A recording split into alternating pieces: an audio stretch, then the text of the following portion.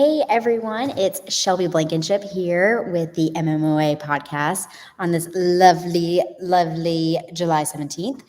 So today we are going to be talking about substance versus flash when it comes to just kind of figuring out what equipment you should have at your place, whether that's an outpatient more specifically for this rather than home health, but there's definitely some adaptations that we can take.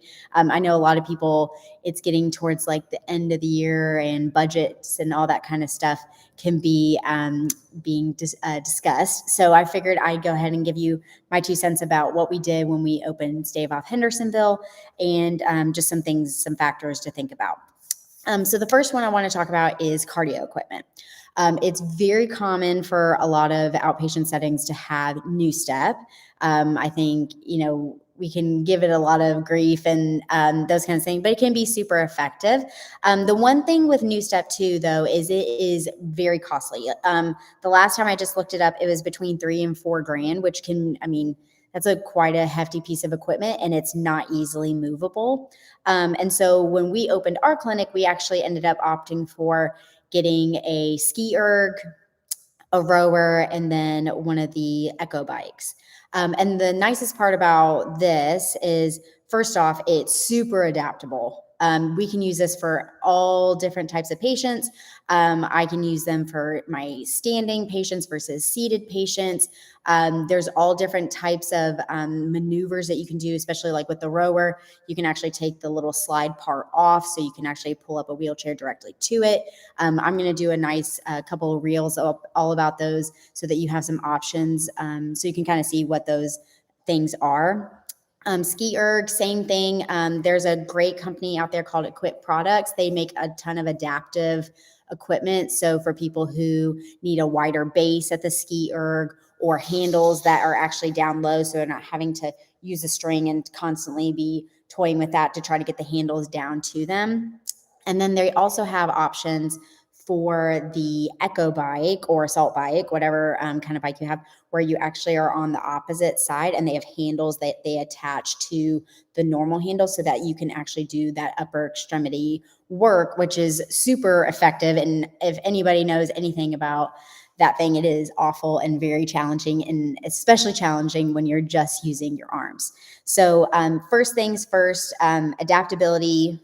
And then second part is cost effectiveness. So we talked about the new step being about $3,500 to $4,000, depending on which type you're getting. And that might be like the lower model. I'm not entirely sure. But a ski erg is only about $850. A rower is $900 to $1,000, depending if you get it brand new or anything. And then an echo bike can run about $850. So you can get almost all three of those, and they're movable. They have wheels, and versus just like one new step. So that's something to think about. Like if you need to be able to rearrange your room quite frequently, or if you need the capacity to have something for maybe like what you would consider in your mind like higher level athletes, like you can use those same things with your older adults who are recovering from whatever they're recovering from.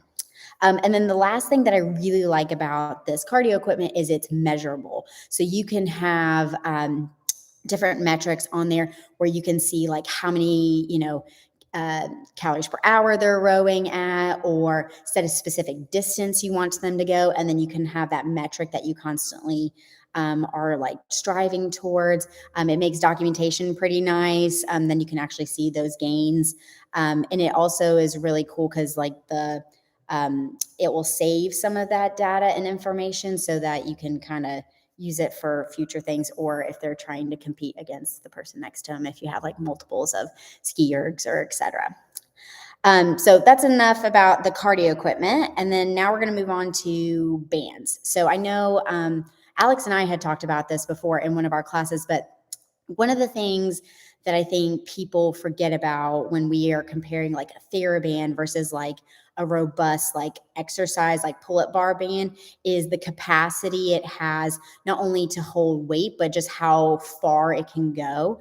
It can just be a lot more instrumental in recovery, and you can really take a large amount of weight or amount of load that you're trying to load that patient up with and really make it like really, really difficult, rather than the TheraBands, like you can only max out to so far, or you can only hold the band so tight, or those kinds of things. With the TheraBand, they usually are costing between $60 to $70 per box, depending on, your deal with, if you're like part of a hospital organization, they probably have a little bit of a cheaper deal. But I get bands from Wad Fitters. And I have no affiliation with any of these people, so just so you know. But I got 4 bands, and it was like a skinny one, and then it increased in thickness, like all the way up to ones like you could do a pull up with. And they were 4 bands for $50 to $70. So they end up lasting way, way longer. I can do way more with them. And a lot of my patients really, really like them, just because they are really easy to clean. They are just really adaptable. Of like, I could do band sprints with one band, and then the next one I could be doing side steps, and the next one I could be doing like some upper extremity exercises or band pull aparts or any of those kinds of things. It actually makes the exercise really hard and engaging, rather than just a simple TheraBand where it tends to fray on you and break on you. I mean, of course, they're bands, so they can always break, but I have just had less breakage with these guys. So intensity is huge. Cost effectiveness is really nice, as we talked about before. And then just that adaptability. I honestly kind of wish I had these in acute care, because it would be super easy to clean and then just kind of roll on to the next patient. Whereas like TheraBands can get kind of junky, and I feel like they just don't have as much of oomph on them. So that's one thing for the bands. The third one I wanted to talk about is weights. So I get this question a lot, is like, how much weight, what kind of weights do I need to get? What would be super beneficial? So we have a gym as part of our stave off. So we had to get quite a bit of equipment. But when we were trying to figure out how much equipment, or the, dumbbells versus barbells versus kettlebells and all those kinds of things, there's just some things that I think are just important to think about. First off, how much, like, are you a home health clinician or a mobile PT where you need to be able to move your equipment like in your car or anything like that? Like, I wouldn't take like a whole barbell full gym in my car, because one, it would not fit, but two, it'd be super heavy and my gas would not be super happy with me. But second, there's a lot of like adaptable equipment, kind of like we talked about with the cardio equipment, where you can adapt dumbbells to create kettlebells. So like they have like handles that you can attach there. There's also a lot of kettlebells and dumbbells that are adjustable. So you kind of have like a dial switch that you can go up and down to kind of get the weight that you want. And you could keep those in your car or in your gym if you're kind of limited on space.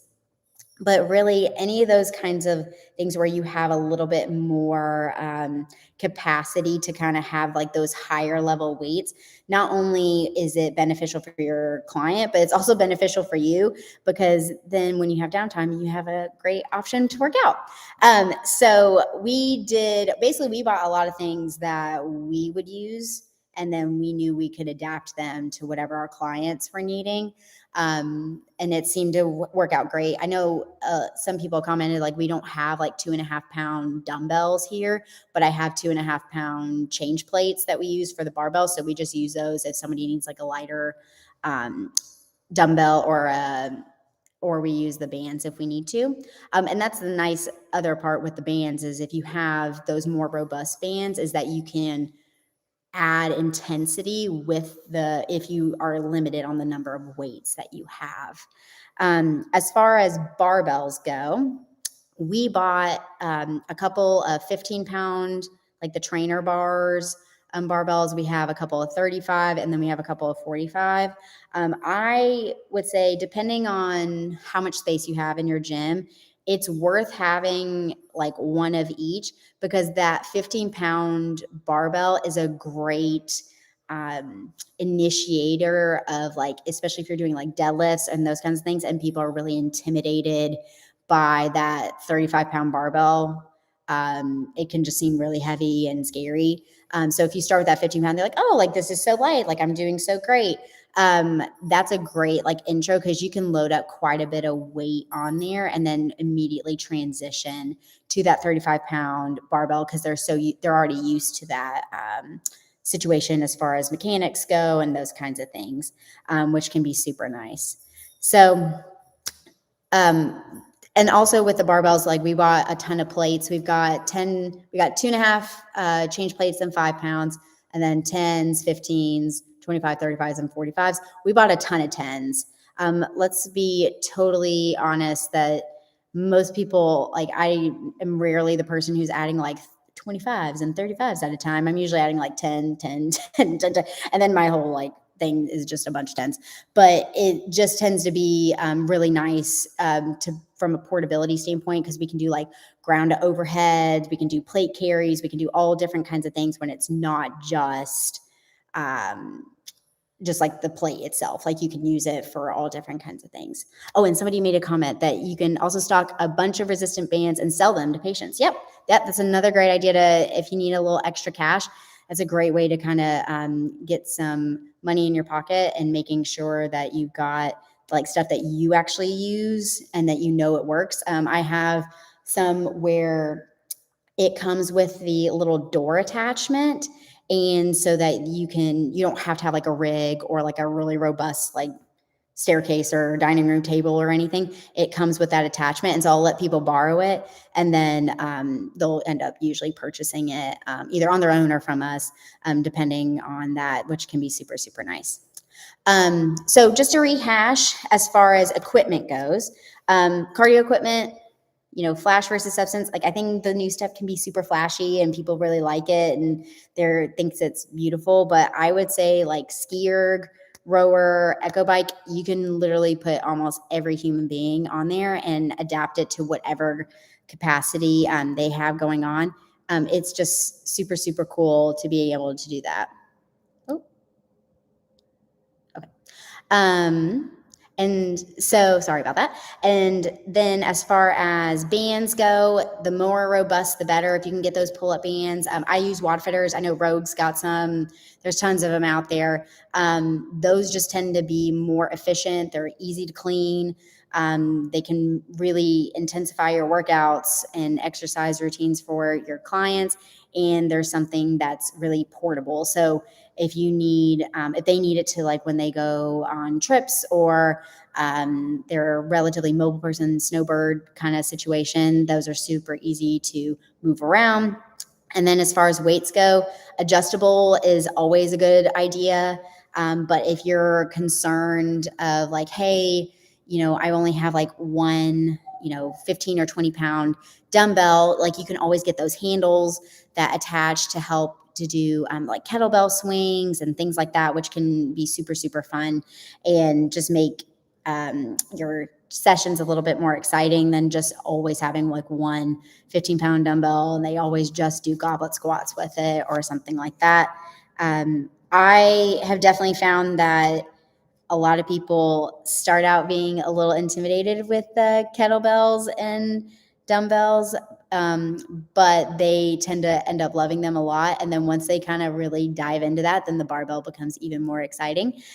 So don't limit yourself. If you have the capacity to have those things in your, whether it's your organization at your gym or at your home health, like if you can figure a way to port it, I'd say go for it.